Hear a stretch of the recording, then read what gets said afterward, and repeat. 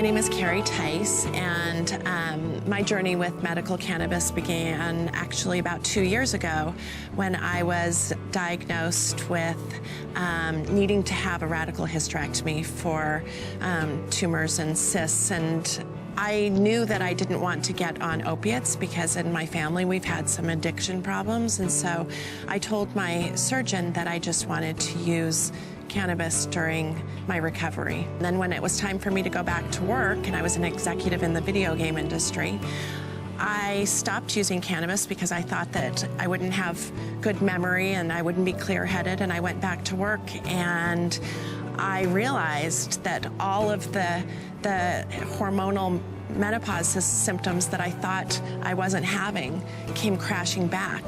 And so all of a sudden I was faced with having delayed menopausal symptoms. And when I talked to doctors about that, they said there's no way that you can have delayed menopausal symptoms when you've had a surgical menopause hysterectomy. And so they said, what have you been doing differently? And I said, well, when I was recovering, I was using cannabis as an alternative to pain medicine. And one doctor that was very wise said, well, you should go back and see. There's so many things that can help with this now. And this was a medical doctor. And he said, listen, I don't know much about it, but go to your dispensary. So I went to the dispensary crying because I was crying all the time.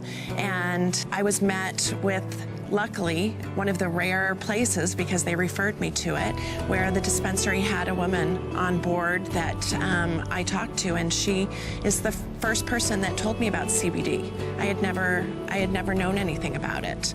This is what I'm taking, and this is what CBD is, and this is what we haven't known because of prohibition. We didn't know about this, and we're all learning at the same time, but I'm willing to be somebody who's really trying to let people know that there are alternatives. I don't know what I would be like without it. It's so important to me now. I run into different women along my path and start talking, and people ask what I do, and when I tell them, something lights up in their face because they realize that I'm out exercising, I'm out starting a new career, I'm out helping people, and they see another face to cannabis, and I think it's very inspirational. It's inspirational when I hear somebody's journey, so I try to do the same.